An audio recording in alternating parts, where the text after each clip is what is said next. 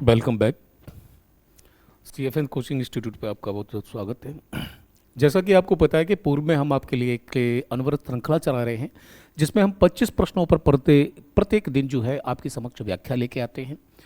और जैसा कि आपको पता है कि कोई भी एग्ज़ाम हो, चाहे वो एसएससी का हो, चाहे रेलवे हो, या फिर एयरफोर्स हो, अग्निवीर हो, आर्मी हो, कोई भी हो, चाहे एसएससी जीडी हो, इन सभी में जो प्रश्नों का जो रेशियो है वो साइंस का बढ़ रहा है, टेक्निकल है। क्योंकि जब से सीबीटी एग्ज़ाम हुआ है तब से टेक्निकल क्वेश्चंस की जो मोड है वो ज़्यादा आ रहा है।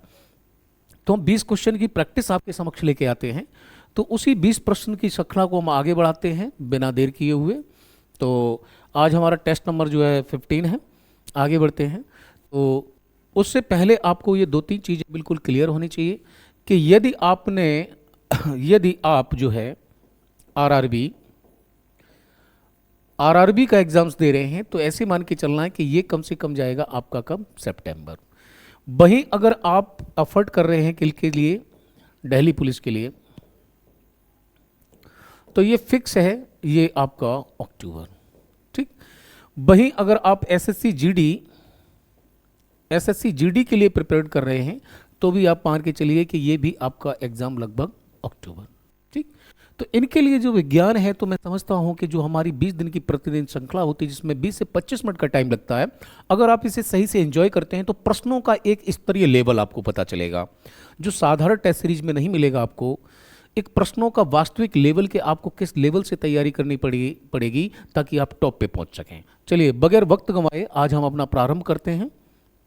तो आज हमारे जो है टेस्ट नंबर 15 का क्वेश्चन नंबर पहला देखते हैं। तो भूमध्य रेखीय प्लेट, ठीक है, वर्ड पे नहीं जाना, कोशिका की बात हो रही है। तो कह रहा है कि भूमध्य रेखीय प्लेट के पर कोशिका के केंद्र में गुणसूत्रों का संरेखण समसूत्रीय विभाजन, किसकी बात हो रही है, समसूत्रीय विभाजन के किस अवस्था का निर्माण करता है। तो मैं पहले से ही आपसे कह रहा हूं कि जब भी साइंस का क्वेश्चन पढ़ें तो उसके हमेशा कीवर्ड जानने की कोशिश करें कि उसमें वास्तव में वो आपसे पूछना क्या चाह रहा है, वास्तव में आपसे अपेक्षा क्या रख रहा है। तो देखिए, पूर्वावस्था, मध्यावस्था, पश्चावस्था और अंत्यावस्था, इनमें से क्या हो सकता है। तो दो तीन चीज़ें यहाँ पे आप जान लें। सबसे पहले कि एक तो ये है कि ये समसूत्री विभाजन हो रहा है कोशिका का। अगर यही विभाजन कैसा हो जाए, ये विषम सूत्रीय, ये विभाजन कैसा हो जाए, ये विभाजन आपका विषम सूत्रीय हो जाए, तो क्या घटना होगी। यानी कि विषम सूत्रीय जब विभाजन होगा तो ध्यान देना कि उससे जो है कोशिका में वृद्धि होगी। और कोशिका में जो वृद्धि होगी वो वृद्धि कैसी होगी, वो बेटा जी अनियंत्रित होगी। यानी कि वो वृद्धि जो होगी वो अनियंत्रित होगी। ठीक। यानी कि ये वृद्धि अनियंत्रित होगी। जब अनियंत्रित वृद्धि होगी तो कोशिका में एक निर्माण होगा और उसे कहते हैं गांठ। और यही गांठ आगे चल के कारण बनती है सबसे बड़ा किसका, कैंसर का। अनियंत्रित वृद्धि का मतलब है कि आपका एक हाथ इतना बढ़ गया और दूसरा हाथ यहां रह गया, तो कोशिका में गुच्छे बन जाते हैं। और जब वो गुच्छे बन जाते हैं वही गांठ का रूप धारण करते हैं, और कैंसर का सबसे बड़ा कारण होती है वही गांठ होती है। और कीमो के द्वारा, किसी भी चीज़ के द्वारा सबसे ज़्यादा जो ऑपरेट किया जाता है तो उसी गांठ को तोड़ने का प्रयास किया जाता है। ठीक। तो कुल मिलाकर के आप देखते हैं विषम सूत्री विभाजन हो जाए, अनियंत्रित हो जाएगा, गांठ बन जाएगी, कैंसर हो जाएगा। तो इसलिए ना तो अप ना डाउन, गौतम बुद्ध का एक मध्यम मार्ग है। तो ये जो पोजीशन होल्ड करती है ये कौन सी होती है, ये मध्यमा अवस्था होती है। इसकी क्या होती है, मिडिल स्टेज। मिडिल स्टेज पर जाकर के ये जो है इस प्रकार से इसमें विषम सूत्री नहीं समसूत्रीय विभाजन है। ठीक। चलिए अगले क्वेश्चन की ओर बढ़ते हैं। क्षण और शंकु कोशिकाएं, यानी कि जो कोशिकाओं की बात चल रही है तो उसमें इनकी आकृति के बारे में दिया है। तो एक कैसी है क्षण और एक कैसी है शंकु। यानी क्षण को आप समझ सकते हैं कि वो डायरेक्ट यूं होगी, ये होगी, और शंकु आपने देखा ही होगा, जैसे बर्थडे का कैप होता है, ये शंकु होगी। बोला कि कहाँ पाई जाती हैं, कान में कोशिकाएं पाई जाएंगी, नहीं कान में पाई जाती है, लेकिन वो शंकु नहीं होती हैं, क्षण होते हैं। दूसरा यकृत, यानी आपके लीवर में, तो लीवर में कोशिकाएं तो पाई जाती है लेकिन वो शंकु नहीं होती हैं, वो क्षण होती हैं। दूसरा मस्तिष्क, तो इसमें तो जो है वो तंत्रिका तंत्र की पाई जाती हैं, वो अलग टाइप की होती है, न्यूरॉन्स कोशिकाएं होती हैं। यानी कि आपका आंसर ये भी नहीं होगा। आंसर ये भी नहीं होगा, आंसर ये भी नहीं होगा, आंसर होगा कौन सा, ये कहाँ पाई जाती है, हमारे नेत्र में। थोड़ा सा समझ लीजिए आप, जैसे कि ये मानव नेत्र को आप देखोगे तो ये मानव नेत्र है, और मानव नेत्र में यहाँ पर है कार्निया, और यही है आइरिस, और यही है आपका लेंस। ठीक, ये कुछ कोशिकाएं होती हैं जो कैसी होती हैं, छड़ टाइप की होती हैं, जो कि कहाँ जाती हैं, हमारे ब्रेन से। यानी कि ये जो है इंफॉर्मेशन भेजेंगी कहाँ, ब्रेन्स में। ये कक्षाभ होता है जिसे हम दृष्टिपटल कहते हैं, और जहाँ पे भरा होता है बहुत सारा द्रव, जहाँ पर चित्र या प्रतिबिंब बनते हैं। अब आंख में जाता है प्रकाश, आंख में आपके क्या जा रहा है, आंख में हमारे जाता है क्या, प्रकाश। ठीक, अब प्रकाश कैसा हो सकता है, प्रकाश तीव्र भी हो सकता है, और ये कैसा हो सकता है, ये मंद भी हो सकता है।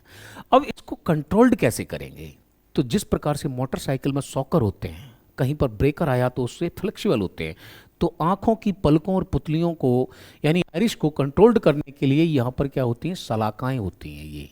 ये दो सलाकाएं होती हैं जो क्या करती हैं कि पुतली को फैलाती और सिकुड़ाती हैं, जिस कारण क्या होता है कि आंख में जाने वाले प्रकाश की मात्रा को कंट्रोल करते हैं। जैसे कहीं आप गुजर रहे हैं, बहुत तेज रोशनी है, तो आपकी आंखें कैसी होंगी, कम होंगी। इसका मतलब ये है कि ये सलाकाएं जो है वो कैसी हो जाएंगी, सिकुड़ जाएंगी। और जब आप अंधेरे में प्रवेश करेंगे जहां प्रकाश कम है, तो उस समय ये सलाकाएं ऊपर की ओर चढ़ती हैं, तो इसका मतलब है कि आंखें फाड़ फाड़ के आप देखते हैं कि यहां पर क्या है। तो कुल मिलाकर के ये जो कोशिकाओं की बात चल रही है, तो ये कोशिकाएं होती हैं शंकु कोशिकाएं, और यहां पर देखेंगे तो छड़ वाली जो मिलेंगी वो मस्तिष्क का जो सूचना भेजाती हैं वहां पर मिलेगी आपको। तो कुल मिलाकर के आप देखें तो इस क्वेश्चन का आंसर क्या होगा, आपका नेत्र होगा। ठीक, अगले क्वेश्चन की ओर बढ़ते हैं हम। कोशिका द्रव्य, तो इंग्लिश को भी याद रखना, क्योंकि कई बार ऐसा कर देता है कि क्वेश्चंस को हमेशा किस में रख देता है, इंग्लिश में रख देता है। साइटोप्लाज्म जेली जैसा एक तरल पदार्थ है जो किसके बीच मौजूद होता है, नाभिक और अंगक। कोशिका का सबसे बड़ा अंग जो होता है वो नाभिक होता है, अंगक, नाभिक और कोशिका झिल्ली, तंत्रिका और कोशिका के मध्य, बसा और ऊतक के मध्य। तो थोड़ा सा कॉन्सेप्ट लगाइए कि भाई इसमें ये तो नहीं हो सकता जी गुरुजी, ये क्यों नहीं होगा, क्योंकि वसा और ऊतक अलग हैं। ठीक, आंसर क्या होगा, आंसर होगा आपका ये वाला, यानी कि ये लिक्विड जो होता है जेली जैसा होता है, हमेशा कोशिका झिल्ली और नाभिक के मध्य में होता है, क्योंकि नाभिक सबसे बड़ा अंग होता है जो कवर्ड होती है किससे, कोशिका झिल्ली से। तो कोशिका झिल्ली और नाभिक के बीच में, यानी अगर आप देखेंगे तो ये कोशिका झिल्ली, ये नाभिक, और नाभिक के बाद में क्या होती है, आसपास में इसको प्रोटेक्ट करने के लिए कोशिका झिल्ली होती, और जिस तत्व की बात कर रहे हैं वो कहाँ भरा होता है, वो इस जगह भरा होता है। ठीक, इस जगह भरा होता है, तो आंसर क्या होगा आपका, नाभिक और कोशिका झिल्ली के मध्य में होता है। ठीक है, अगले क्वेश्चन की ओर बढ़ते हैं हम। क्वेश्चन नंबर हमारा 5 है, कोशिका का सबसे बाहरी आवरण कौन सा है जो कोशिका की सामग्री को बाहरी वातावरण से अलग करता है। यानी कह रहा है कि कोशिका के ऊपर एक कवर होता है, और वो क्या कहलाता है, जो कोशिका को आउटर एटमॉस्फेयर से क्या करता है, बिल्कुल सेपरेट करता है, बिल्कुल डिफरेंट कर देता है। इनमें से क्या हो सकता है, विचार कीजिए। चिकनी पेशी कोशिका, तंत्रिका कोशिका, प्लाज्मा झिल्ली और ऑर्गेनेल्स, बोलिए क्या हो सकता है। तो मानव का कोई भी अंग हो, मानव का कोई भी अंग हो, चाहे वो आपका क्या हो, हृदय हो, यानी आपका हृदय है, आपका मस्तिष्क है, ठीक, जो महत्वपूर्ण अंग होते हैं, ध्यान देना, ये हमेशा एक झिल्ली से कवर रहते हैं, और इस झिल्ली में क्या होता है, जल होता है, और इस जल को क्या कहते हैं, इस जल को कहते हैं बेटा जी प्लाज्मा। ठीक, ये क्या कहलाता है, प्लाज्मा। जैसे आपको पता है कि आपके ब्लड में 55 to 60% जो है वो क्या है, जल है, लेकिन जल को जल नहीं कहेंगे, क्या कहेंगे हम, प्लाज्मा। ठीक, तो ये कंडीशंस होती है, तो जाहिर सी बात है कि एक प्लाज्मा झिल्ली होती है जो कोशिका को क्या करती है, प्रोटेक्ट करती है, कोशिका को डिफेंड करती है, कोशिका को सेपरेट करती है आउटर एटमॉस्फेयर से। इसलिए आंसर क्या होगा इसका, प्लाज्मा झिल्ली। क्वेश्चन बहुत छोटे हैं लेकिन बहुत सटीक हैं, ये एनडीए से लेकर आपको एयरफोर्स तक के एग्जाम में देखने को मिल जाएंगे। ठीक है, चलिए आगे आते हैं। कोशिकाओं के अध्ययन को कहते हैं, बच्चा भी बता देगा।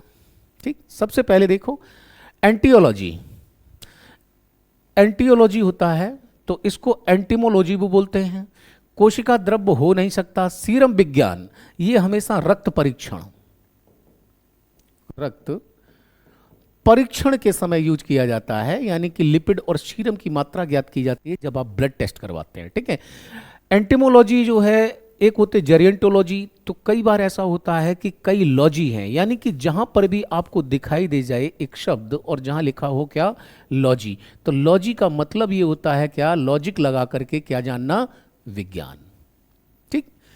अब जैसे मनुष्य को क्या कहते हैं, एंथ्रो, और एंथ्रोलॉजी कह दो तो क्या हो जाएगा, मानव विज्ञान। ठीक इसी प्रकार से आप देखते हैं तो सीधा सीधा है, कोई दिक्कत नहीं है, आप आगे बढ़ सकते हैं स्क्रॉल करके, बट ध्यान देना जिस दिन आ गया ये लिखा हुआ आपके समक्ष क्या, साइटोलॉजी, इसको दूसरा नाम क्या है, इसको हम वास्तव रूप से क्या कहते हैं, साइटोलॉजी कहते हैं। और अगर कोशिका विज्ञान नहीं लिखा हुआ और क्या लिखा हुआ, साइटोलॉजी, इंटमोलॉजी, जेरियंटोलॉजी, बहुत सारे लॉजी होते हैं। The study of old age known as gerontology, जो बायोवृद्ध लोग होते हैं उनके स्वास्थ्य का अध्ययन को क्या कहलाते हैं, जेरियंटोलॉजी। और जो कीट होते हैं तो उनको कहते हैं इंटमोलॉजी। तो बहुत सारी लॉजी हैं ऐसी। कोशिका का अध्ययन जो किया जाता है वो किसमें किया जाएगा, साइटो, क्योंकि साइटो बना है किससे, साइटो बना है सेल, और कोशिका को क्या कहते हैं, सेल, ठीक।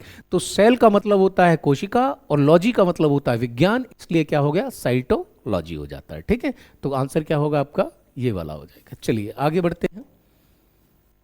अगला क्वेश्चन है, निम्नलिखित में से कौन सा जंतु ऊतक का एक प्रकार नहीं है, यानी कि आपसे पूछ रहा है टिश्यू की बात हो रही है,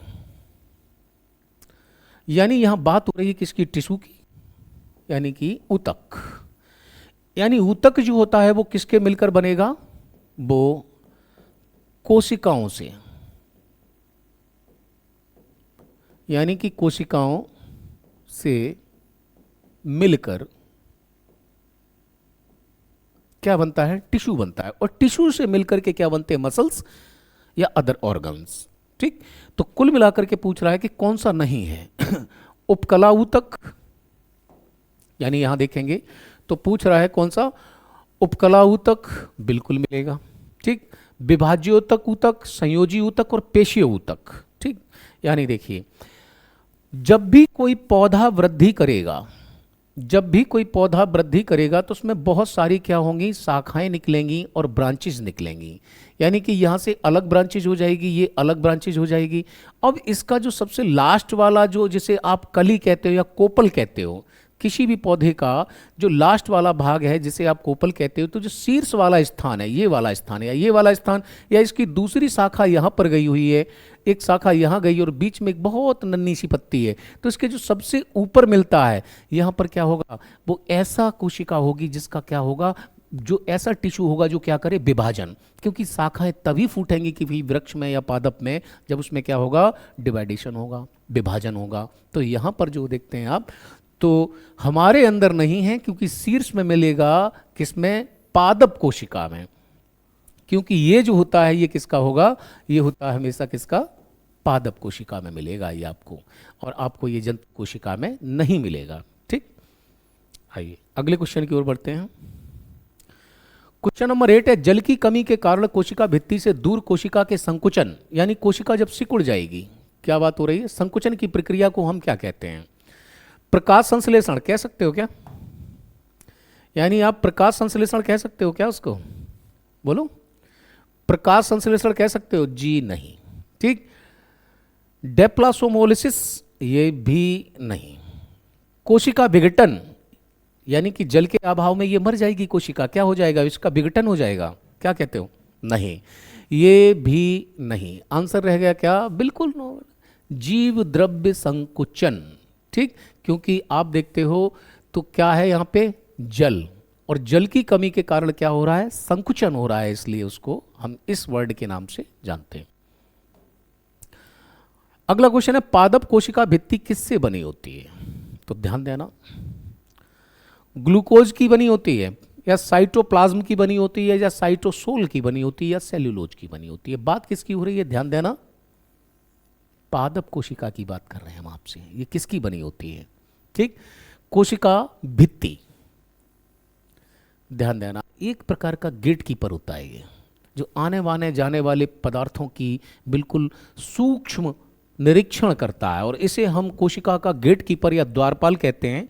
और द्वारपाल कहने का तात्पर्य केवल इतना होता है कि कहीं ना कहीं हमें पता होना चाहिए कि इसमें मतलब जो है कौन से जाइलम है और कौन से फ्लोएम है और कौन से पदार्थ को ये क्या कर रहे हैं, ये लेके जा रहे हैं, किसका परिवहन कर रहे हैं।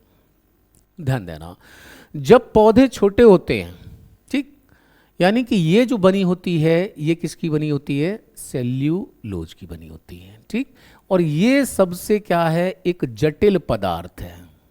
ये कैसा पदार्थ है, जटिल पदार्थ है। और सबसे बड़ी बात यह है कि प्रकृति में सर्वाधिक मात्रा में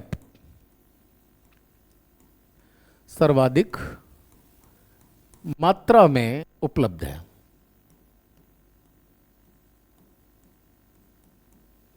प्रकृति में ये सर्वाधिक मात्रा में उपलब्ध है। सबसे पहले आप अगर देखेंगे तो जो रोपण वाली फसलें होती हैं, वो फसलें जिनको हम कैसे उगाते हैं, रोपण के द्वारा। जैसे धान की पौधे, अगर आपने 20 से 25 दिन के अंदर लगा दी तो ठीक है, नहीं उसके बाद में वो डेवलप्ड नहीं करेगी, क्योंकि उसमें जनरेट हो जाएगी क्या, कोशिका भित्ति। इसलिए पौधे एक स्थान से दूसरे स्थान पर ले जाने पर क्या होते हैं, मर जाते हैं।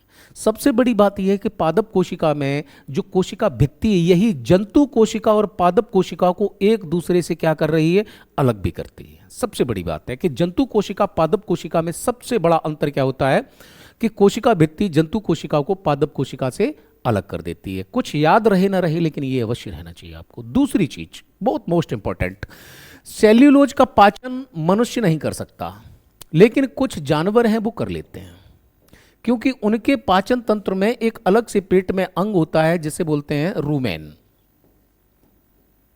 ठीक। ये इसलिए ज्वार भी खा जाएंगे, जो भी हरा चारा है उसको सबको खा जाते हैं, लेकिन आप धनिया पालक मेथी के अलावा कुछ नहीं खा सकते। क्यों? क्योंकि धनिया पालक मेथी जो आप हरी रूप में यूज करते हो उसमें कोशिका बॉल नहीं बनी होती है, यानी कि जो आप कहते हैं कोशिका भित्ति सेल वॉल्व का डेवलपमेंट नहीं होता है। उसका आप पाचन कर सकते हैं, आप सेल्यूलोज का पाचन नहीं कर सकते, क्योंकि ये बहुत जटिल पदार्थ होता है, ठीक। चलिए आगे बढ़ते हैं। अगले क्वेश्चन की ओर जाते हैं, किसी कोशिका में मौजूद सबसे बड़ा कोशिकांग कौन सा है? अंतःप्रद्रव्य जलिका, गोल्जी काय, नाभिक और माइटोकॉन्ड्रिया। तो आपको पता है माइटोकॉन्ड्रिया को क्या कहते हैं, पावर हाउस। ये कोशिका का क्या होता है, पावर हाउस, और इसी को कहते हैं रसोई घर। तो ये तो आपका नहीं है। गोल्जी काय ये अलग है, बहुत महत्वपूर्ण अंग है। अंतःप्रद्रव्य जलिका यही होती क्या, आपकी झिल्ली, जिसकी अभी हम पिछली बात कर चुके हैं, यही कोशिका झिल्ली होती, ये भी नहीं होगा। तो बोले जब कुछ नहीं होगा तो गुरुजी क्या होगा, सबसे बड़ा अंग होता है उसका नाभिक। जिस प्रकार से एक परमाणु में प्रोटॉन और न्यूट्रॉन कहाँ मिलते हैं, नाभिक में, बाहरी सतह पर इलेक्ट्रॉन्स होते हैं, तो जो मेन चीज होती है प्रोटॉन इलेक्ट्रॉन्स की वो कहाँ होती है, नाभिक में। ऐसे ही कोशिका के अंदर क्या होता है, सबसे बड़ा अंग नाभिक होता है। रक्त यानी ह्यूमन ब्लड की बात हो रही है। बात किसकी हो रही है, ब्लड, ठीक, बात हो रही है ब्लड की। बोले रक्त किस प्रकार के ऊतक का एक उदाहरण है, उपकला, तंत्रिकीय, मांसपेशीय या संयोजी? तो ध्यान देना, जब बहुत सारे कंपोनेंट्स मिलते हैं, बहुत सारे कंपोनेंट्स मिलते हैं, जैसे कि आप देखेंगे यहां से सबसे पहले आरबीसी भी है, डब्ल्यूबीसी भी है, ठीक, और यहां पर आप देखते हैं प्लाज्मा भी है, और यहीं पर आप देखते हैं तो प्लेटलेट्स भी हैं, ठीक। तो ये सारे जो कंपोनेंट्स बनते हैं तो उनको क्या कहेंगे, कलेक्टिव।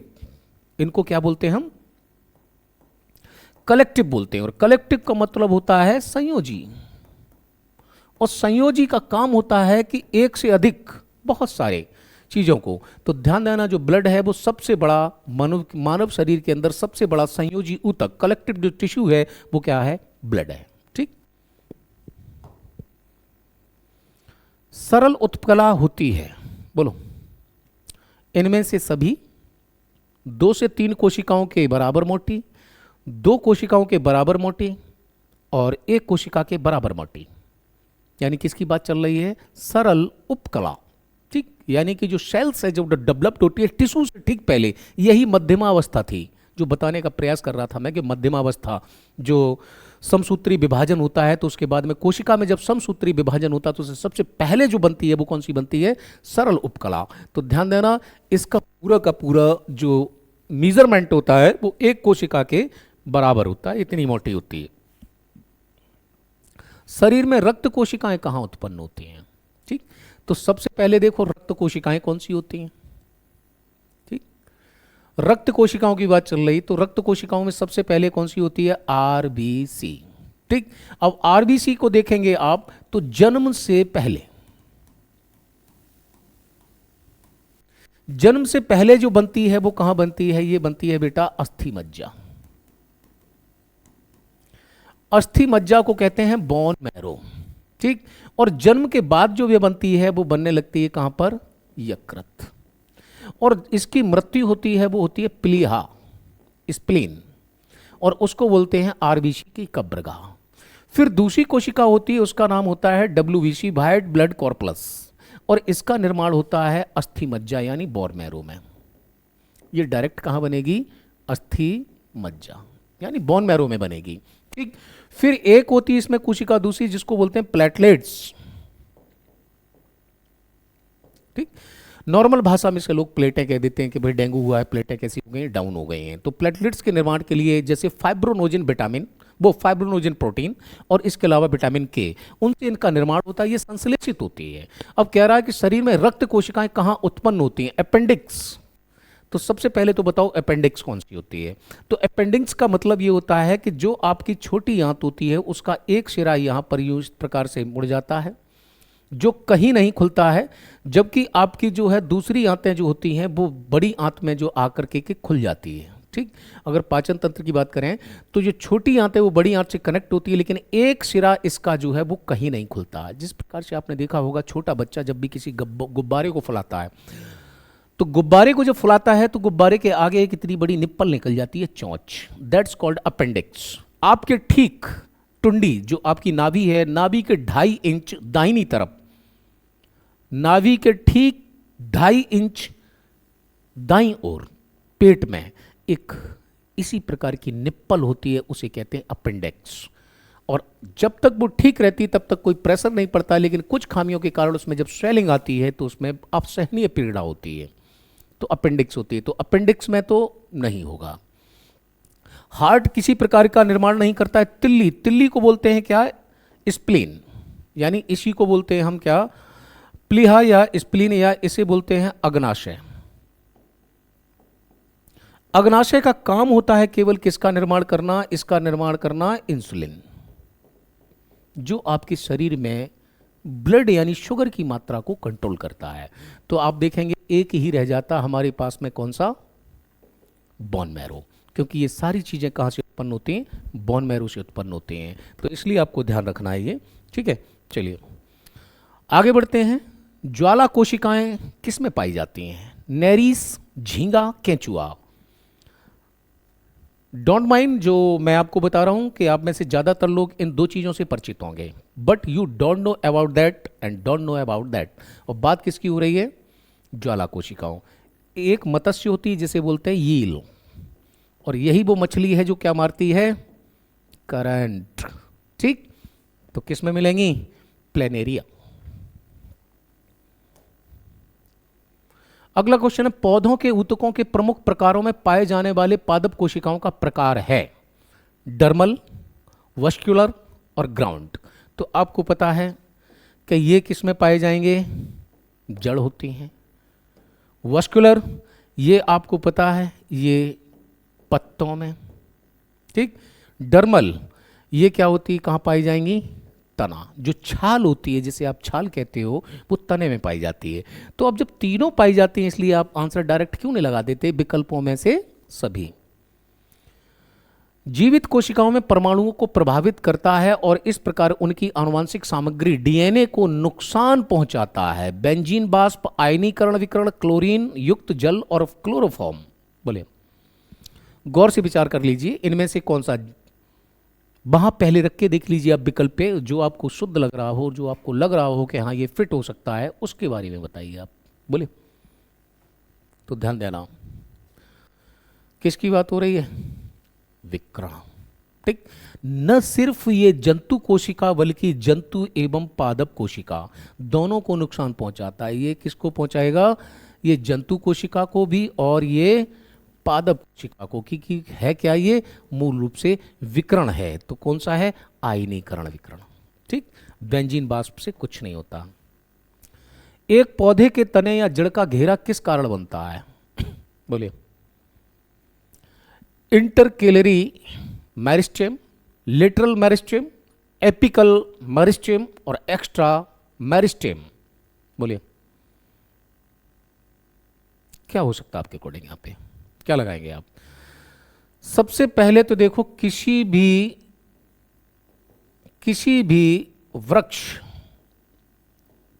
वृक्ष या पेड़ की आयु की जो गणना करते हैं वो वलय या घेरों के माध्यम से करते हैं कि उसमें कितने वलय हैं या कितने घेरे हैं। ठीक, अब बताइए क्या होगा? इन आगे शब्दों को देखो, एक्स्ट्रा नहीं है जी, इंटरकेलरी नहीं होगा, एपिकल नहीं होगा, लेटरल का मतलब होता है बाद का। क्या मतलब होगा इसका? बाद का, जो घेरा सबसे बाद में बना है, उससे ही आयु की गणना कर सकते हैं। लॉजिक, अगर एक चीज आपको पता है तो दूसरी चीज आप आसानी से पता कर सकते हैं। ठीक है, चलिए आगे आते हैं। अस्थायी ऊतकों के निर्माण के लिए एक स्थायी संरचना, आकार और क्रिया अपनाने की प्रक्रिया को क्या कहा जाता है? कैसे प्रकार के ऊतक की बात कर रहा है? स्थायी ऊतकों के निर्माण के लिए एक अस्थायी संरचना चाहिए होती है, टेम्परेरी इंफ्रास्ट्रक्चर चाहिए। आकार और क्रिया अपनाने की क्रिया को क्या कहते हैं? कोई बात नहीं, डायरेक्ट आप लगा सकते हैं। क्या होगा? विभेदन। एकीकरण नहीं होगा, विभेदन होगा, डिफरेंशिएशन। क्वेश्चन नंबर 19, निम्नलिखित में से किन ऊतकों में कोशिकाएं जीवित होती हैं, लंबी और कोनों पर अनियमित रूप से स्थूल होती हैं? 3-4 शब्दों को आप करेंगे। कैसी कोशिकाएं होंगी? पहले तो जीवित होंगी, फिर कैसी होंगी? स्थूल यानी कि सूक्ष्म होंगी, फिर कैसी होंगी? अनियमित होंगी, और कहाँ होंगी? कोनों पर। और कैसी होंगी? लंबी। यानी कि जब आप इन सभी पर विचार कर लेते हो तो कुछ हल हो जाता है। मैंने पहले ही बोला था आपसे कि कभी भी क्वेश्चन को सॉल्व करूँ तो सबसे पहले आपका पहला काम बनता है कि उसको कहीं ना कहीं एक प्रकार से आप सही से डिग्निफाई करो, क्लैरिफाई करो। कोलेनकाइमा, कल हमारी इसकी बात हो चुकी थी। स्क्लेरेन काइमा, अब आपको पता है कि स्क्लेरेन से क्या आता है? स्केलेटन सिस्टम, जो मनुष्य में अस्थि का होता है। और मैंने बोला था कि जो कठोर आवरण जो होते हैं वो किससे बनते हैं? वो इसी से बनते हैं। ठीक, फिर बोला था मैंने एरेनकाइमा, इनका काम क्या होता है? ये क्या करेंगे? यानी कि गैसों के विनिमय, ये रंध्र होते हैं जो पत्तियों के ऊपर होते हैं, तो ये CO2 को आने देते हैं, O2 को जाने देते हैं और एथिलीन को भी आने देते हैं। ठीक, अब आपके पास में बचा पेरेनकाइमा और कोलेनकाइमा। तो ध्यान रखना, मैंने कल ही बताया था कि कोलेनकाइमा जो होता है वो क्या होता है? तना, पत्ती और शाखा, इनको क्या देता है? लचीलापन, कि छोटी सी आंधी आई तो ये टूट ना जाए, इसलिए क्या होता है? इसका आंसर होगा आपका कौन सा? कोलेनकाइमा। ये शाखाओं और पत्तियों में अवस्थित होता है। पेरेनकाइमा भोजन का संग्रहण करता है। कवक की कोशिका किसकी बनी होती है? सेल्यूलोज नहीं, इसकी क्या बनी होती है? कोशिका भित्ति। कोशिका भित्ति वही अभी जो सेल वॉल बताई, और ये किस में मिलेगी आपको? ये मिलती है हमें पादप में। ठीक, लिग्निन ये कोशिका के एक अंग होता है। हेमीसेल्यूलोज नहीं, हेमीसेल्यूलोज जो है कोशिका भित्ति यानी पादप में ही पाई जाने वाला एक पदार्थ है। सबसे पहले देखते हैं, प्रोटीन होता है जिसका कवक है उसका कवच जिसका बना होता है उसको क्या कहते हैं हम? काइटिन कहते हैं। ठीक है, तो उम्मीद है आज के प्रश्नों से आपको बहुत कुछ सीखने को मिला होगा और अगली क्लास में आपसे फिर मिलते हैं हम। जय हिंद, नमस्कार।